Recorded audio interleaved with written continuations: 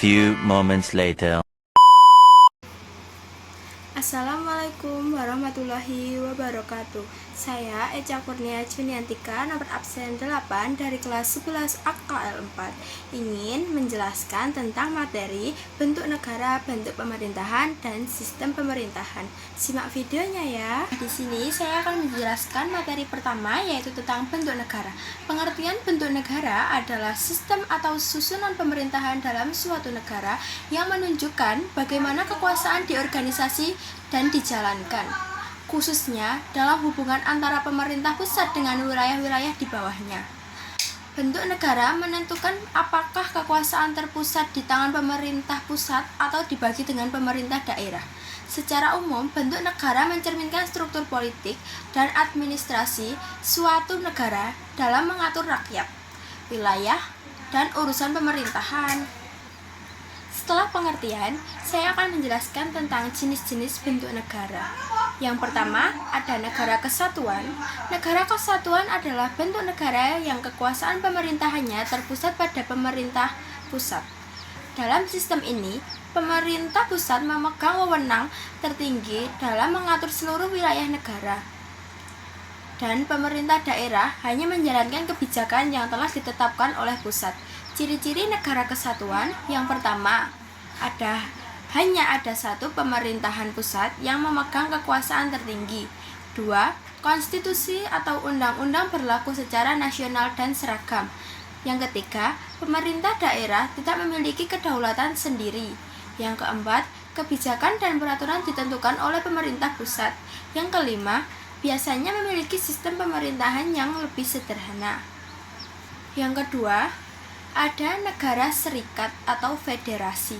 Negara serikat adalah bentuk negara yang terdiri dari beberapa negara, bagian, atau wilayah yang bergabung dalam satu kesatuan. Setiap negara bagian memiliki pemerintah sendiri dan kekuasaan tertentu, tetapi tetap tunduk pada pemerintah pusat dalam urusan nasional seperti pertahanan, hubungan luar negeri, dan mata uang. Ciri-ciri negara serikat: yang pertama, terdiri dari beberapa negara bagian atau wilayah yang memiliki pemerintahan sendiri. Yang kedua, terdapat pembagian kekuasaan antara pemerintah pusat dan pemerintah negara bagian. Yang ketiga, setiap negara bagian dapat memiliki konstitusi sendiri selama tidak bertentangan dengan konstitusi nasional. Sementara itu, dari sisi pelaksana dan mekanisme pemilihan, bentuk negara dapat digolongkan menjadi 3 kelompok, diantaranya monarki, oligarki, dan demokrasi. Berikut rincian ketiganya. Yang pertama, pemerintahan monarki. Pemerintahan monarki merupakan model pemerintahan yang dikepalai oleh raja dan ratu. Dalam praktiknya, monarki memiliki 2 jenis, yaitu monarki absolut dan monarki konstitusional. Monarki absolut merupakan model pemerintahan dengan kekuasaan tertinggi di tangan satu orang ratu atau raja, sebagai contoh negara Arab Saudi. Sementara pemerintahan monarki konstitusional merupakan pemerintahan yang kekuasaan kepala pemerintahannya ada pada Perdana Menteri yang dibatasi oleh ketentuan-ketentuan konstitusi negara. Praktik monarki konstitusional, monarki ini menjadi yang paling banyak dilakukan oleh beberapa negara, di antaranya Thailand, Malaysia, Jepang, dan Inggris. Dalam model monarki konstitusional ini, kedudukannya raja hanya sebagai simbol negara. Yang kedua, model pemerintahan oligarki. Model pemerintahan oligarki merupakan model pemerintahan yang dijalankan oleh beberapa orang yang berkuasa dari golongan tertentu. Yang ketiga, pemerintahan demokrasi. Pemerintahan demokrasi merupakan bentuk pemerintahan yang menitik beratkan kedaulatan tertinggi pada rakyat atau mendasarkan kekuasaannya pada pilihan dan kehendak rakyat melalui mekanisme pemilihan umum atau pemilu. Nah, itu tadi yang bisa saya sampaikan tentang materi yang pertama. Sekarang kita memasuki materi yang kedua, yaitu bentuk pemerintahan. Bentuk pemerintahan adalah sistem atau struktur yang digunakan oleh suatu negara untuk mengorganisasi dan menjalankan kekuasaan pemerintahan. Bentuk pemerintahan mencakup bagaimana kekuasaan dibagi dan dijalankan. siapa yang memegang kekuasaan tertinggi, serta bagaimana hubungan antara rakyat, kepala negara, dan lembaga-lembaga negara diatur. Juga mencakup mekanisme pemilihan kepala negara dan pejabat pemerintahan lainnya, serta prinsip-prinsip dasar yang mengatur jalannya pemerintahan tersebut, seperti apakah kekuasaan bersifat terpusat atau terdistribusi. Bentuk pemerintahan ini mempengaruhi cara negara menyusun kebijakan, menjalankan hukum, dan mengelola hubungan internal serta eksternal negara. Secara umum, bentuk pemerintahan dapat dibedakan antara monarki, republik, dan berbagai variasinya, yang masing-masing pemerintahan memiliki karakteristik yang membedakan bagaimana kekuasaan dijalankan dalam suatu negara. Nah, setelah pengertiannya, sekarang saya akan menjelaskan dan menyebutkan jenis-jenis bentuk pemerintahan. Yang pertama, ada otokrasi, adalah negara yang diperintah dengan kekuasaan tunggal seperti raja atau diktator yang tidak dapat diganggu gugat. Yang kedua, ada oligarki, adalah pemerintahan yang dijalankan oleh beberapa orang yang berkuasa dari golongan atau kelompok tertentu. Yang ketiga, ada monarki, adalah pemerintahan yang dipimpin oleh raja, ratu, atau kaisar yang diwariskan secara turun-temurun. Yang keempat, ada republik. Republik adalah negara yang kekuasaannya berasal dari rakyat dan dijalankan secara demokratis melalui pemilihan umum atau pemilu. Nah, kita memasuki materi yang ketiga, yaitu sistem pemerintahan. Sistem pemerintahan adalah cara atau mekanisme yang digunakan oleh suatu negara untuk mengatur dan menjalankan kekuasaan pemerintahan, baik dalam hal pembuatan kebijakan, pelaksanaan hukum, maupun pengelolaan urusan negara. Sistem ini mencakup pembagian kekuasaan antara lembaga-lembaga negara, hubungan antara eksekutif, legislatif, dan yudikatif, serta cara pemilihan atau pengangkatan pejabat pemerintahan. Sistem pemerintahan juga menentukan bagaimana keputusan dibuat, siapa yang memegang kekuasaan tertinggi, dan bagaimana rakyat terlibat dalam proses pemerintahan. Apakah secara langsung atau melalui wakil-wakil mereka? Sistem pemerintahan dapat berbeda-beda antar negara tergantung pada bentuk negara dan prinsip-prinsip yang dipegang oleh negara tersebut. Di sini saya akan menyebutkan dan menjelaskan jenis-jenis sistem pemerintahan. Yang pertama ada sistem pemerintahan presidensial. Sistem pemerintahan presidensial adalah sistem di mana presiden bertindak sebagai kepala negara sekaligus kepala pemerintahan. Dalam sistem ini, presiden dipilih langsung oleh rakyat untuk masa jabatan tertentu dan memiliki kekuasaan yang relatif besar dan menjalankan pemerintahan. Dalam sistem ini, pemisahan antara kekuasaan eksekutif atau presiden, legislatif atau parlemen, dan yudikatif atau peradilan dilakukan secara tegas. Presiden tidak dapat dibatalkan oleh parlemen dan memiliki wewenang untuk mengambil keputusan tanpa harus bergantung pada dukungan legislatif. Ciri-ciri sistem pemerintahan presidensial: yang pertama, ada presiden dipilih langsung oleh rakyat. Yang kedua, presiden bertindak sebagai kepala negara dan kepala pemerintahan. Yang ketiga, adanya pemisahan kekuasaan yang jelas antara eksekutif, legislatif, dan yudikatif. Yang keempat, sistem pemerintahan lebih stabil karena masa jabatan presiden yang sudah ditemukan. Contoh negara yang menganut sistem pemerintahan presidensial yaitu Amerika Serikat, Indonesia, dan Brazil. Sistem pemerintahan yang kedua adalah sistem pemerintahan parlementer. Dalam sistem ini, kepala negara dan kepala pemerintahan adalah dua jabatan yang terpisah.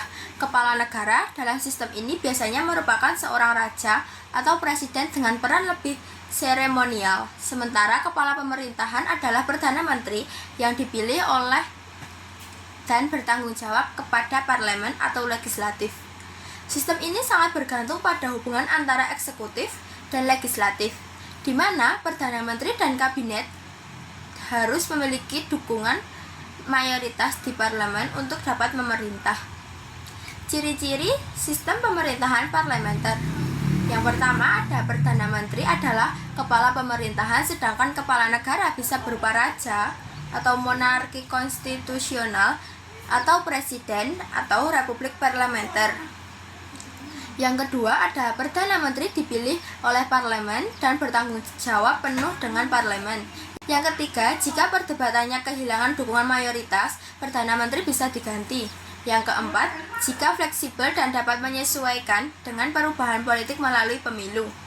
Contoh negara yang menganut sistem pemerintahan parlemen. Yang pertama ada Inggris, yang kedua ada India, yang ketiga ada Jepang, yang keempat ada Kanada. Nah, sistem pemerintahan yang ketiga adalah sistem pemerintahan semi-presidensial. Sistem pemerintahan semi-presidensial menggabungkan unsur-unsur dari sistem presidensial dan parlementer. Dalam sistem ini, presiden dipilih langsung oleh rakyat dan memiliki kekuasaan eksekutif. Tetapi ada juga seorang Perdana Menteri yang bertugas mengelola pemerintahan sehari-hari dan bekerja sama dengan presiden, terutama dalam hal hubungan dengan parlemen. Pemerintah harus memperoleh dukungan parlemen untuk menjalankan kebijakan, sementara presiden lebih berfokus pada kebijakan luar negeri dan pertahanan. Ciri-ciri sistem pemerintahan semi-presidensial. Yang pertama, ada presiden dipilih langsung oleh rakyat dan memiliki kekuasaan eksekutif yang signifikan. Yang kedua, Perdana Menteri diangkat oleh presiden tetapi harus memiliki dukungan mayoritas di parlemen.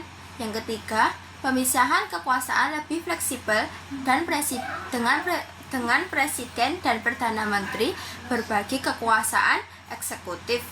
Contoh, negara yang menganut sistem pemerintahan semi-presidensial yaitu Prancis, Portugal, Rusia, dan Ukraina. Nah, sistem pemerintahan yang keempat ini adalah sistem pemerintahan monarki. Dalam sistem monarki, kepala negara adalah seorang raja, ratu, atau kaisar. Sistem ini bisa dibagi menjadi dua jenis utama. Yang satu, monarki absolut. Raja atau ratu memegang kekuasaan absolut tanpa batasan hukum yang signifikan dari lembaga lain, seperti parlemen atau konstitusi. Semua keputusan politik dan kebijakan dibuat oleh penguasa monarki. Yang kedua, monarki konstitusional. Raja atau ratu bertindak sebagai simbol negara, tetapi kekuasaan mereka dibatasi oleh konstitusi atau lembaga pemerintah lainnya seperti parlemen. Keputusan-keputusan penting dijalankan oleh Perdana Menteri atau kepala pemerintahan lain yang dipilih secara demokratis. Ciri-cirinya adalah kepala negara adalah raja atau ratu. Dalam monarki absolut, penguasa memiliki kekuasaan penuh atas negara dan pemerintahan. Yang ketiga, dalam monarki konstitusional, kekuasaan penguasa dibatasi oleh undang-undang dan lembaga negara lainnya. Contoh negara yang menganut sistem pemerintahan monarki absolut, Arab Saudi dan Brunei. Dan yang menganut sistem pemerintahan monarki konstitusional, Inggris, Jepang, dan Belanda. Sistem pemerintahan yang kelima adalah sistem pemerintahan otoriter. Sistem pemerintahan otoriter adalah bentuk pemerintahan di mana kekuasaan terpusat pada satu individu atau kelompok kecil, dan pemerintah memegang kontrol mutlak atas berbagai aspek kehidupan negara dan rakyatnya. Dalam pemerintahan otoriter, kebebasan politik sangat dibatasi, dan rakyat tidak memiliki banyak kesempatan untuk berpartisipasi dalam pengambilan keputusan. Seringkali pemerintahan ini menggunakan kekerasan atau ancaman untuk mempertahankan kekuasaannya. Ciri-ciri sistem pemerintahan otoriter yaitu yang pertama, kekuasaan sangat terpusat pada satu individu atau kelompok. Yang kedua, pembatasan kebebasan politik dan hak-hak individu. Yang ketiga, proses pemilihan umum atau perwakilan seringkali tidak bebas dan adil. Yang keempat, penggunaan kekerasan atau represi untuk mengendalikan oposisi. Contoh negara yang menganut sistem pemerintahan otoriter adalah Korea Utara, Myanmar, dan Rusia. Sistem pemerintahan yang keenam yaitu sistem pemerintahan totaliter. Sistem pemerintahan totaliter adalah bentuk pemerintahan yang lebih ekstrim daripada otoritarianisme, di mana negara mengendalikan hampir seluruh aspek kehidupan rakyat, termasuk ekonomi, budaya, pendidikan, dan pemikiran. Dalam sistem totaliter, pemerintah memiliki kontrol penuh terhadap media, informasi, dan bahkan kehidupan pribadi warganya. Ideologi pemerintah seringkali dipaksakan kepada rakyat dan mengkritik terhadap pemerintahan sangat dilarang. Ciri-cirinya, negara mengendalikan hampir semua aspek kehidupan sosial, ekonomi, dan politik. Pengawasan ketat terhadap media dan informasi, pembatasan kebebasan berpikir, berpendapat, dan bertindak. Rakyat dipaksa untuk mengikuti ideologi pemerintah. Contoh negara yang menganut sistem pemerintahan totaliter yaitu ada Jerman dan Korea Utara. Nah, itu saja yang dapat saya jelaskan tentang materi bentuk negara, bentuk pemerintahan, dan sistem pemerintahan. Saya Eja Kurnia Juniantika. Mohon maaf bila ada kesalahan kata. Saya akhiri. Wassalamualaikum warahmatullahi wabarakatuh.